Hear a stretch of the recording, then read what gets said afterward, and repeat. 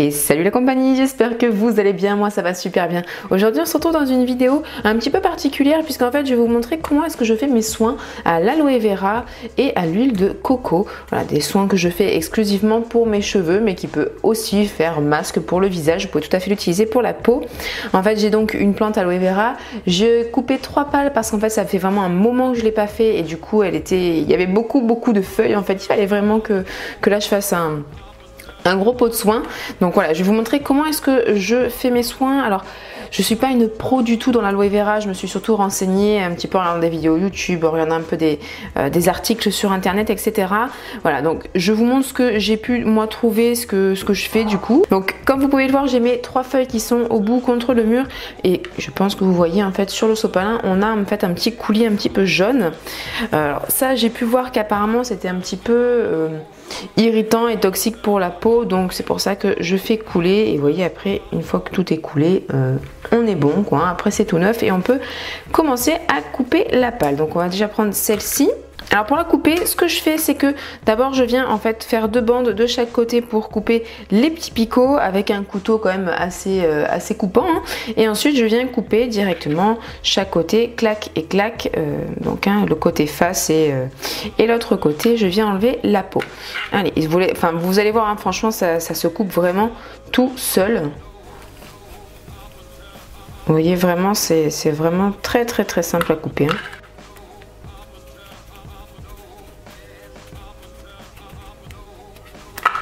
Je viens couper du coup le bout, hein, puisque bon là ça sert pas à grand chose, on n'a pas grand chose dans ce petit bout là.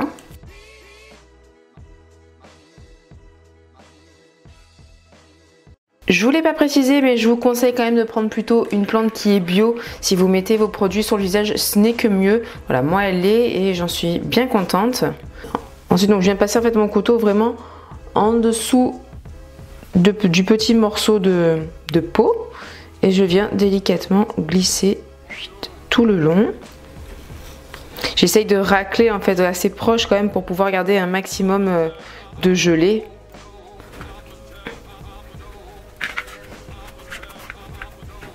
Et voilà. Vous voyez c'est quand même bien gluant. Après ce que vous pouvez faire pour si jamais vous en coupez un petit peu trop sur le dessus, vous pouvez toujours prendre hop, votre petit robot mixeur qui est juste ici puisqu'après on va mixer le tout et vous pouvez un petit peu déjà racler en fait avec votre couteau pour faire tomber dedans comme ça hop vous récupérez tout, vous ne gâchez rien. Ensuite donc hop je viens faire l'autre côté. Alors, après c'est gluant hein, donc c'est vrai que ça devient de plus en plus difficile.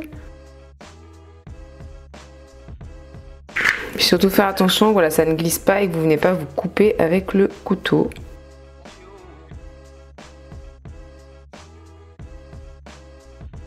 Vous pouvez aller voir sur internet, vous trouverez toujours différentes manières en fait hein, de couper l'aloe vera, hein, d'enlever la peau. Il y en a qui le font avec une cuillère, enfin voilà, il y a vraiment plein de méthodes. Moi je trouve pour moi en tout cas que celle-ci me va le mieux. Et une fois que toute la peau est enlevée, on peut déjà commencer à couper. Hop, quelques petits morceaux et à les mettre directement dans le mixeur.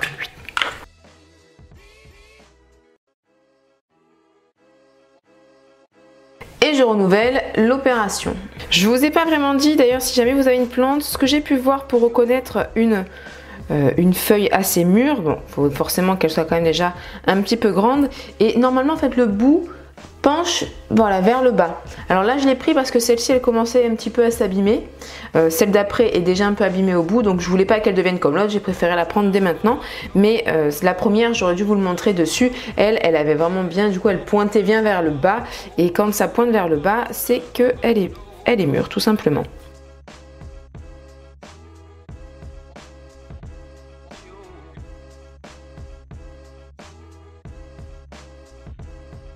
Par exemple, vous pouvez couper un petit bout en deux comme ça, ou même plus petit, hein, et vraiment venir frotter en fait votre visage directement avec ce côté-ci. Et vous pouvez même le mettre au frigo pour vraiment donner encore plus de fraîcheur et faire comme un masque vraiment très frais et très énergisant en fait pour le matin. Voilà, une fois que tout est donc coupé et mis dans le mixeur, bon, je nettoierai un petit peu mieux parce que c'est vraiment très gluant en dessous, donc j'ai mis un sopalin, je nettoierai mieux après. Une fois que c'est fait, donc je viens prendre mon huile de coco que je prends, là je sais même pas où c'est ce que je l'avais acheté, mais j'ai pris bio, ah oui c'était à Leclerc. J'ai pris aussi une huile de coco bio, donc à faire pour aller avec l'aloe vera bio. Donc il est sous forme en fait, vous savez, un petit peu solide, et dès que ça chauffe ou dès que vous le remuez un petit peu, dès qu'il chauffe en fait il devient liquide. Ah, la galère. Et étant donné que j'ai quand même mis 3 feuilles d'aloe vera, je pense que je vais en mettre pas mal. Donc je vais prendre une grande cuillère, enfin une grosse cuillère, et je vais venir mettre une... Allez, je vais venir mettre 2 cuillères d'huile de coco. Je veux pas que ce soit non plus l'huile qui prime sur l'aloe. Si besoin d'en rajouter, on en remettra juste après. Et une fois que c'est mis, on n'a plus qu'à fermer et à mixer. Ça me semble pas trop mal. Vous voyez en fait du coup ça mousse un petit peu. Et les petits morceaux blancs que vous voyez, c'est les morceaux d'huile de coco qui n'ont pas fondu. Mais vous inquiétez pas, dès que vous allez l'appliquer sur les cheveux et autres, ça va bien fondre. Donc là au niveau de la texture, on est pas mal du tout. Ensuite je vais venir prendre un petit récipient et on va venir en fait filtrer. Et pour filtrer, je vais simplement venir prendre un ancien collant en fait que j'ai coupé, et on va venir en fait, voilà, vous voyez avec les petits mailles fins, on va venir filtrer la préparation. Je vais juste faire d'abord un petit nœud au bout, puisqu'en fait ici c'est plus épais, donc je voudrais pas que ça filtre par ici. Donc je vais venir faire un petit nœud et là on va pouvoir verser notre préparation.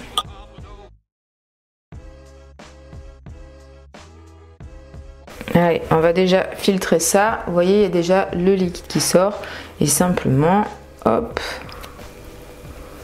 on vient comprimer le tout, et là ça va vraiment être que le bon jus, on va dire, qui va sortir. Tout ce qui va être un peu morceaux, voilà, tous les trucs pas très bons à garder, ça va rester dedans.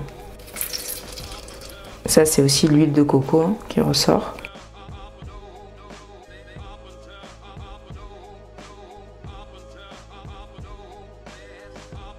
Voilà, une fois que tout a été filtré et qu'il reste tous les résidus là-dedans, on peut le jeter. Et donc là, vous voyez, c'est vraiment que le liquide, il n'y a pas de morceaux. Tous les petits morceaux blancs, comme je vous ai dit, ça c'est l'huile de coco, mais de toute manière, elle va fondre une fois que vous allez le prendre dans les mains et que vous allez l'étaler sur vos cheveux ou sur votre peau, peu importe. Parce que là, il fait pas très chaud chez moi en même temps. Donc c'est pour ça que ça fait des petits morceaux.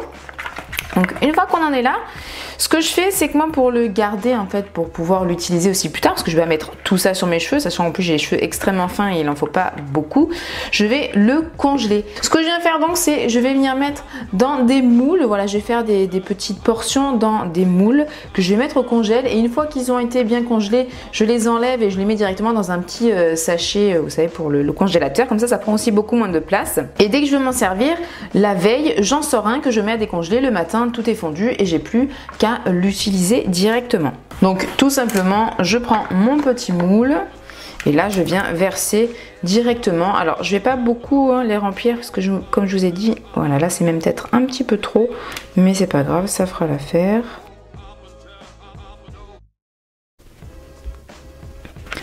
Je vais en garder un petit peu aussi quand même pour en faire un, et ça je vais donc venir le mettre au congélateur. On se retrouve dans ma superbe salle de bain très moderne, n'est-ce pas? J'espère que le son ça ira, je sais que ça résonne pas mal, mais je vais essayer de faire vite. Donc je voulais vous montrer un petit peu aussi comment est-ce que je l'applique directement. Donc vous voyez, mes cheveux ne ressemblent plus à rien, sont sales, et ma tête, on n'en parle même pas. Donc je viens prendre directement, j'en prends dans mes mains, je viens un petit peu frotter directement, voilà, pour un petit peu fondre en fait l'huile de coco du coup dans les mains. Et avant que ça coule par terre, je viens en appliquer. Donc j'insiste bien sur les racines, puisque bon, bah, c'est là que je voudrais aussi que ça fasse aussi effet, hein, que ça aille bien dans le bulbe et tout ça. Et puis hop, j'étire ensuite la matière, hop, j'en mets bien partout. Donc j'ai séparé mes cheveux en deux, comme ça je fais d'abord un côté puis ensuite l'autre. Voilà, donc je prends, je frotte hop, dans mes mains et j'applique sur les pointes. Et vous voyez, moi j'ai vraiment pas beaucoup de cheveux, ça va assez vite. Donc j'ai pas besoin d'avoir énormément de produits. Donc ça c'est bien, puisqu'au moins je peux me faire vraiment pas mal de masques d'avance. Ah oui, quand vous faites ça, ne mettez pas un t-shirt tout propre ou quoi, puisqu'il risque d'avoir bien sûr du produit qui tombe dessus. Et donc ça va le salir directement. Une fois qu'il y en a bien partout, je vais un petit peu aussi masser en fait le crâne, parce que ça fait du bien déjà, et parce qu'en même temps ça fait un petit peu activer les cellules des cheveux, en fait des bulbes, je pourrais pas vous dire exactement, mais ça favorise à la pousse de cheveux et j'en ai bien besoin, et en même temps au moins ça fait bien pénétrer le produit un petit peu partout sur le cuir chevelu. Une fois qu'il y en a bien partout, hop, je viens faire comme un petit chignon et hop, j'attache le tout et je laisse minimum, vraiment minimum une demi-heure, sinon j'essaye même de laisser 1 heure voire plus. Il faut savoir qu'après ça sèche dans tous les cas et ça fait un effet cheveux cartonnés, c'est normal. Une fois que vous allez les laver, tout ira pour le mieux. Je m'en suis gardée un petit peu pour faire le visage, mais avant je vais venir faire un masque gommage de chez Lush qui est le Cup of Coffee. Voilà, je vous l'ai présenté dans la vidéo où la marque m'a envoyé un colis surprise. Je vous mets le petit juste ici si vous voulez la voir. J'aime vraiment beaucoup ce gommage. Donc je vais venir en prendre un petit peu, donc il se présente comme ça. Hein. Je vais en prendre un petit peu beaucoup là quand même. Hein. Et je vais directement l'étaler sur tout mon visage.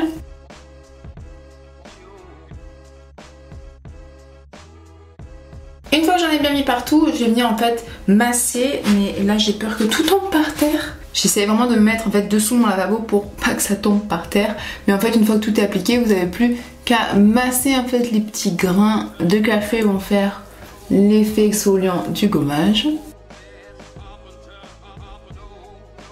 Il est très agréable parce qu'on sent quand même que les grains font leur job, hein, mais ça reste assez doux, ça agresse pas trop le visage. Bon, par contre ça sent quand même très fort le café, pas dire le contraire. Ceux qui n'aiment pas le café, je vous le déconseille. Moi c'est vrai que j'aime boire le café, mais l'odeur c'est pas trop ma tasse de thé. Là ça va, mais je pourrais pas le garder 1 heure quoi. Là l'odeur ce serait trop entêtant sinon. Une fois que j'ai bien gommé, il me reste plus qu'à rincer.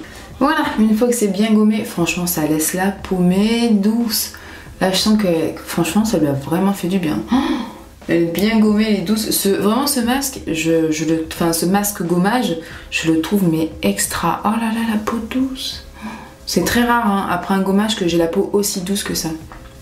Bref, j'adore vraiment ce gommage. Donc maintenant, je vais reprendre ma petite mixture d'aloe vera et d'huile de coco. Comme tout à l'heure, je viens donc frotter mes mains et je viens directement l'appliquer sur le visage. Je vais laisser poser ça au moins une demi-heure, voire une bonne heure. Je me prends la douche et je reviens juste après. J'ai tout rincé et maintenant je vais vous montrer juste les quelques soins que je mets sur mes cheveux avant de les sécher. En fait je mélange 3 huiles. J'ai déjà donc cette huile là de chez Vela qui est pour une huile révélatrice de lumière. J'en mets un tout petit peu en fait, hein. Je mets vraiment une mini goutte de chaque huile. Je mets celle-ci qui est une huile d'argan aussi pareil pour cheveux et corps. Et je mélange également cette huile à la noix de coco, pareil pour les cheveux, donc qui est nourrissante. Je mets vraiment et enfin c'est un sérum huile et anti-casse. Je mélange une petite goutte de chaque et je viens mettre ça sur mes cheveux.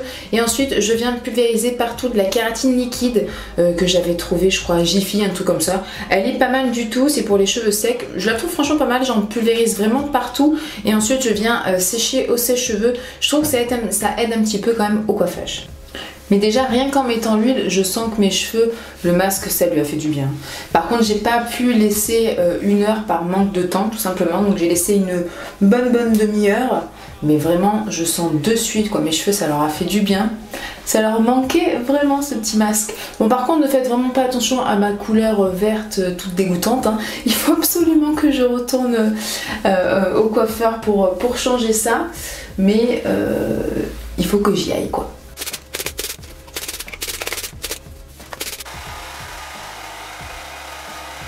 Voilà ma merveilleuse tête une fois les cheveux séchés.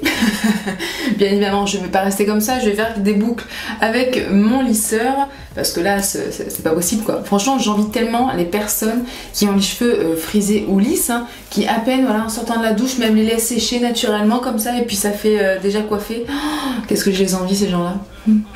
Donc je sépare simplement mes cheveux en deux et ensuite avec mes plaques je viens directement faire des petites boucles. D'ailleurs j'en profite si jamais vous connaissez un spray protecteur de chaleur mais qui n'empêche pas de faire des boucles, parce qu'en fait à chaque fois que je trouve un spray protecteur de chaleur c'est en fait ça lisse un petit peu le cheveu, c'est plus pour les cheveux, pour lisser les cheveux, donc forcément les boucles tiennent encore moins et ça me fait à la fin de la journée des trucs complètement moches quoi, mi-lisse, mi-bouclé, ça ressemble plus à rien.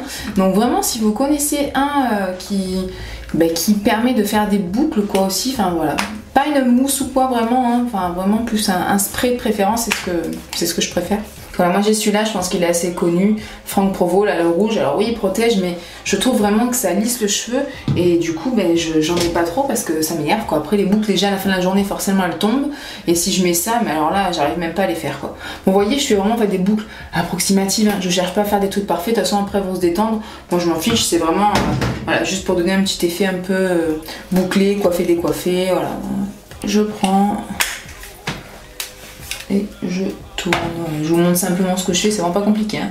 Je plaque et hop, voilà, je tourne, je tire. Et ça fait les petites boucles. Et voilà le résultat final. Écoutez, j'espère que cette vidéo vous a plu. C'est vrai que ça change de ce que je fais d'habitude. J'espère que ça n'a pas été trop dur de supporter cette tête de zombie toute la vidéo, parce que je sais que c'est pas très agréable à regarder, je suis désolée, hein. Mais bon voilà, Dame Nature m'a fait avec des cernes de 10 km, que ce que vous voulez. C'est comme ça, on n'y peut rien. Voilà, en tout cas vous avez vu ma petite routine pour mes soins cheveux, visage, voilà, de temps en temps aussi. J'espère que ça vous a plu. N'hésitez pas à me dire si vous faites aussi tout ce qui est masque, aloe vera, etc. Si vous avez d'autres petites astuces ou d'autres manières dont je peux les utiliser, ça peut toujours être intéressant à savoir. Moi je vous fais de très gros bisous et je vous dis à bientôt pour la nouvelle vidéo.